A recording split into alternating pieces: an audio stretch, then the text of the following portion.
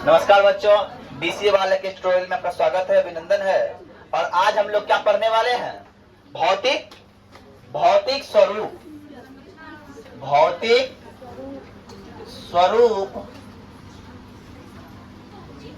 संरचना एवं उच्चावच। ध्यान समझिए, हम इस चैप्टर को पूर्णतः खत्म कर चुके हैं। आज उनको हम रिवीजन करेंगे। पिछले क्लास में हम लोग क्या क्या पढ़ चुके हैं, बात समझ में आ रही है? तो पहला चीज हम लोग पढ़े थे कि भारत को जो है 6 भूभाग में बांट दिया गया है। उसके फिर देख लो, स्वरूप एवं उच्चावच को देखते हुए भारत को कितने भाग बांट दिया? 6 भाग में। हिमालय वाला मैदान, हिमालय का वाला भाग बांटा। पहले क्या बांटा? हिमालय। तो ये आप लोग देख लीजिए, ये हिमालय वाला भाग है। ये भाग है हिमालय वाला भाग है। ये वाला भाग थोड़ा सांकड़ा होगा, ये वाला भाग थोड़ा सांकड़ा होगा, है ना? बात समझिए, ये कौन सा भाग है? ये हिमालय वाला भाग है। और हिमालय वाले भाग को भी 3 भाग बांटा गया। महान हिमालय,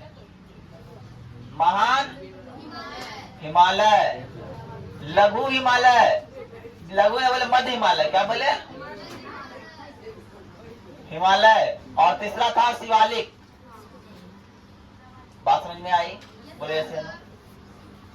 इसको 3 भाग में बांट दिया गया, महान हिमालय, मध्य हिमालय और शिवालिक वाला भाग। ये हो गया। अब आते हैं उत्तर का विशाल मैदान कहां से कहां तक फैला हुआ है? ये क्षेत्र। अब उत्तर का विशाल मैदान कितने भाग बांटे हैं? देख लो पहले। पंजाब का मैदान है, पंजाब का मैदान है। और क्या बताओ? तुम लोग बताते चलो, कॉपी निकालते रखना है, कुछ करना नहीं। कॉपी निकाल के पीछे पढ़ा है तो रिवीजन करना है। पंजाब का मैदान, राजस्थान का मैदान, गंगा का मैदान और ब्रह्मपुत्र का मैदान। ये पता है? पंजाब का मैदान, पंजाब वाला भाग ये है। अरे है कि नहीं? बोलो भैया से नो। इसको हम लोग बोल दिए पंजाब का मैदान, पंजाब का मैदान। उसके बाद राजस्थान वाला भाग थोड़ा यहाँ पे आता है, ये वाला हो गया राजस्थान का मैदान। और गंगा नदी इधर से निकलते हुए यहाँ आती है, ये हो गया गंगा का मैदान। इसके बगल नदी के दोनों किनारे पे जो मैदान बन रही है वो हो गया गंगा का मैदान। अरे बोलो भैया यस या नो? और एक नदी निकलती है ब्रह्मपुत्र, वो आती है इससे गिरती है और इस जगह एक मैदान क्रिएट करती है, इसे बोलेंगे ब्रह्मपुत्र का मैदान। बोलो यस या नो? अब आते हैं सर प्रायद्वीपीय या पठारीय भाग का मैदान। तो पठारीय भाग कौन है? ये वाला भाग पठारीय भाग मेरा।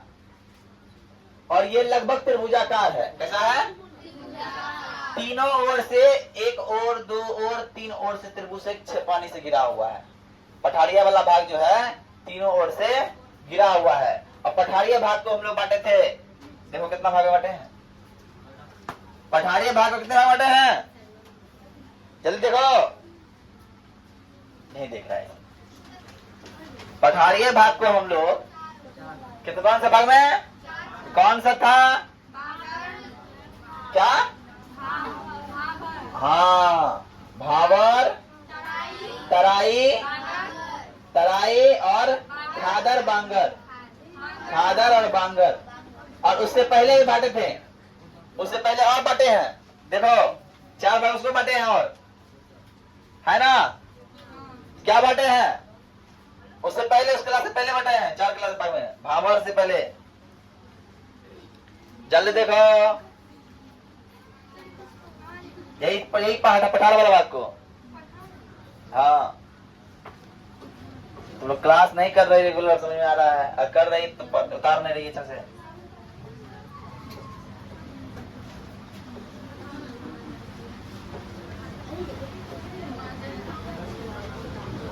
देखो इसको बांटे थे 2 भाग में, मध्य उच्च भूमि और दक्कन का पठार बांटे थे। बांटे थे मध्य उच्च भूमि और दक्कन का पठार बांटे थे।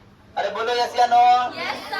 अब मध्य उच्च भूमि क्या हो गया? ये वाला भाग था मध्य उच्च भूमि। और दक्कन पठार को हम लोग क्या बोलते हैं? दक्कन ट्रैप भी बोलते हैं। क्या बोलते हैं? दक्कन ट्रैप बोलते हैं। और दक्कन ट्रैप हम क्यों बोलते हैं सर कि दक्कन ट्रैप जो भाग है वो ज्वालामुखी विस्फोट के कारण बना है। वो किसके कारण बना है?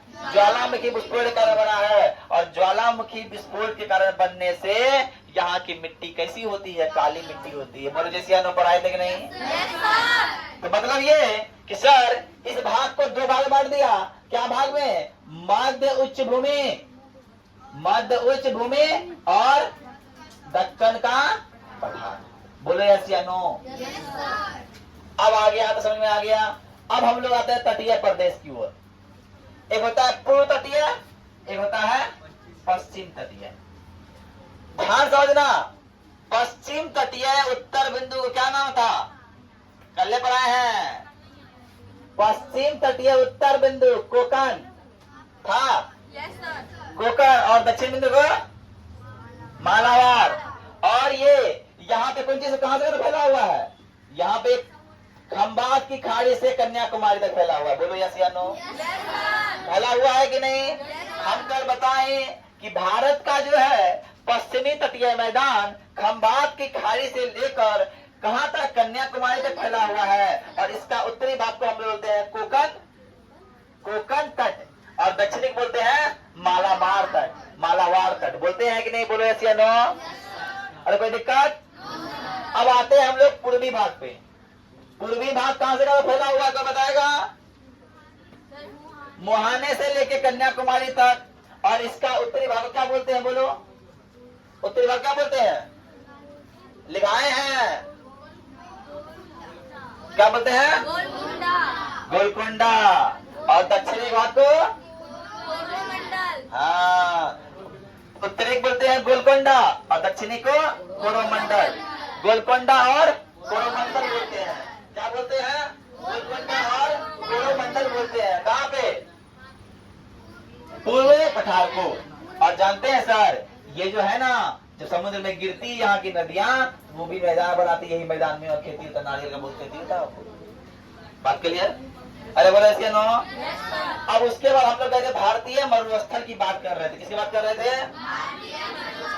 और जब भारतीय मरुस्थल की हम लोग बात करें, और जब हम लोग क्या, जब हम लोग भारतीय मरुस्थल की बात करें, ध्यान से देखिएगा, जब हम लोग भारतीय मरुस्थल की बात करें, जब हम लोग भारतीय मरुस्थल की बात करें, हमको एक पर्वत श्रृंखला पता है। इसका नाम है, क्या नाम होता इसका?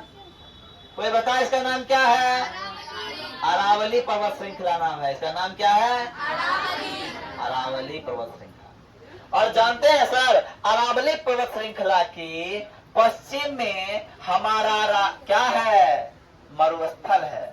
हमारा क्या है? मरुस्थल है। आज उतारना कुछ भी नहीं है, आज सिर्फ समझना है। पिछले जितना पढ़े उसको रिवीजन कर रहे हैं। जितना हम पीछे पढ़ाए हैं उसको एक इकट्ठा करो, एक तरफ से पढ़ाते जा रहे हैं।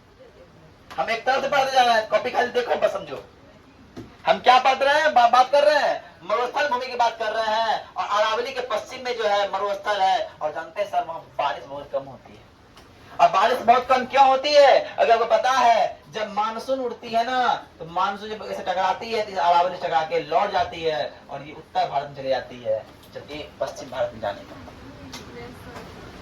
टकराने का बारिश यहाँ बहुत कम होती है। और बारिश बहुत कम होने के कारण ये भूमि मरुभूमि हो जाती है। और इसे इस भारत के इस भूमि को मरुभूमि के साथ साथ राजस्थान का मरुस्थल भी कहते हैं। क्या बोलते हैं? राजस्थान का मरुस्थल भी बोलते हैं। और जानते हैं सर हमारे इस अरावली से लेकर, ये कहाँ है? गुजरात में है। गुजरात से लेकर दिल्ली तक फैला हुआ अरावली। कहाँ फैला हुआ है? गुजरात से लेकर दिल्ली तक। अरावली जो है गुजरात से लेकर दिल्ली तक फैला हुआ है। और गुजरात से लेकर यही बगल में विंध्याचल पर्वत फैला हुआ झारखंड तक। कहाँ तक? झारखंड तक। ध्यान समझना, बहुत बड़ा बता रहे हैं, बहुत बड़ा कॉन्सेप्ट बता रहे हैं, पढ़ाया नहीं अब तक। क्या बता रहे हैं?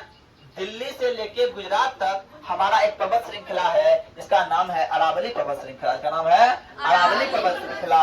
और इसी गुजरात से लेके झारखंड तक एक विंध्याचल पर्वत श्रृंखला बैठा हुआ है। और इन दोनों के बीच एक श्रेणी है जिसका नाम बोलते हैं मालावर। इसका नाम बोलते हैं मालावर। क्या बोलते हैं? मालावर। और जानते हैं सर यहाँ से मेरा हो गया, क्या हो गया? मरुस्थल भूमि खत्म। अब द्वीप की बात कर रहे हैं तो हमने बताया था भारत में कुल कितना? 1200 56 द्वीप है। भारत के समुद्री क्षेत्र में, भारत के समुद्री क्षेत्र में 1256 द्वीप है। कितना द्वीप है? कितना द्वीप है? और जानते हैं सर, हमारा बंगाल की खाड़ी में सिर्फ, बंगाल की खाड़ी में सिर्फ 557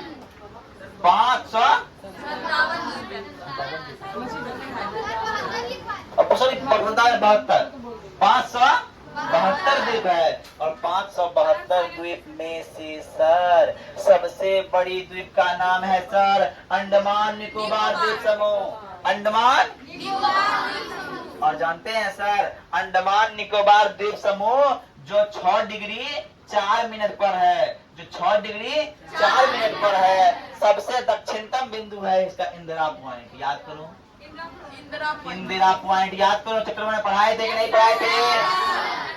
अगर कोई पूछे कि भारत का सबसे दक्षिणतम बिंदु कौन है तो बोलेंगे इंदिरा पॉइंट, और बोलेंगे भूभागीय भारत का सबसे बड़ा बिंदु कौन है तो वो कन्याकुमारी। कन्याकुमारी 8 डिग्री 4 मिनट पे है, लेकिन इंदिरा पॉइंट 6 डिग्री 4 मिनट पे है। काहे कि ये हमारे द्वीपीय भाग का एक हिस्सा है, ये भारत का हिस्सा है, इसलिए हमारा भारत का अगर कोई चांद से देशांतर पूछे तो भूभागीय हो जाएगा 8 डिग्री से, लेकिन जल वाला स्तर द्वीपीय लेंगे वो हो जाएगा 6 डिग्री 4 मिनट से। बोले ऐसे नो? अब आते हैं हम लोग द्वीप समूह को, हम लोग द्वीप समूह को पढ़ लिए। अब इतना बात मेरा समझ में आ गया, तटीय मैदान समझ में आ गया, द्वीप समूह समझ में आ गया, मरुस्थल समझ में आ गया, प्रायद्वीपीय पठार, प्रायद्वीपीय पठार 2 भाग में बटा हुआ है। इसको हम लोग बोलते हैं सर मध्य उच्च भूमि। क्या बोलते हैं सर? मध्य उच्च भूमि। दूसरा को क्या बोलते हैं? दक्कन का पठार बोलते हैं। क्या बोलते हैं सर? दक्कन का पठार बोलते हैं। अगर कोई पूछे कि भारत का दक्षिणतम पठार जो है कहां से कहां को कौन कौन 2 भाग में बटा हुआ है तो हम बोलेंगे मध्य उच्च भूमि, और दूसरा बोलेंगे दक्कन का पठार। और लेकिन इसके क्षेत्र के आधार पर इसको बांटे हैं, भंवर वाला भाग, तराई वाला भाग, खादर वाला भाग, बांगर वाला भाग। भंवर वाला भाग क्या होता है कोई बताएगा? भंवर क्या होता है? भंवर क्या होता है कोई बताएगा? कोई बताएगा? एनीबॉडी?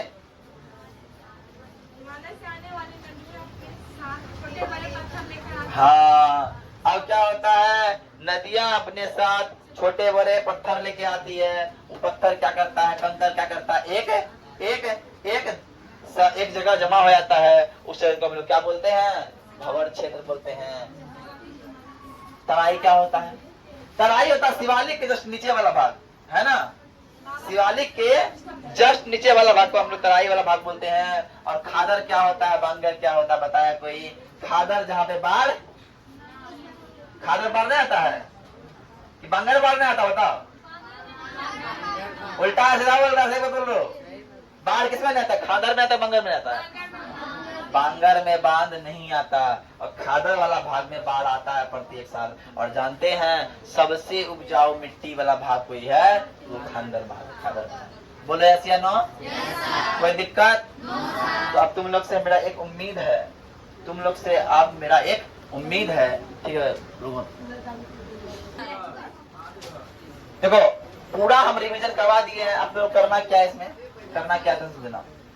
अब तुम लोग का ऐसा कोई क्वेश्चन जो नहीं है कि इस किताब से छूटेगा, इस पार्ट से छूटेगा, चाहे ऑब्जेक्टिव बनाने बैठो, डिस्क्रिप्टिव बनाने बैठो, कुछ भी बनाने बैठो, नहीं छूटने वाला है। तो हम क्या तुम लोग के लिए काम कर सकते हैं? तुम लोग के लिए, तुम लोग को हम ऑब्जेक्टिव का जितना ऑब्जेक्टिव किताब का है ये वो बता सकते हैं, लेकिन और भी ऑब्जेक्टिव का हम तुम लोग को एक PDF तुम लोग को प्रोवाइड करवा देंगे, ग्रुप में डाल देंगे। अगर तुम लोग चाहते हो प्रिंट आउट दे निकाल के, तो जा पेज रहेगा त्यागो 2 रुपया लेंगे, ठीक है? जागो पेज रहेगा त्यागो 2 रुपया लेंगे, ठीक है ना? ठीक, तो आज के लिए इतना ही रहते हैं। जय हिंद, जय भारत। कल से हम नया चैप्टर चालू करेंगे फिर इसमें, चैप्टर 3, ठीक है?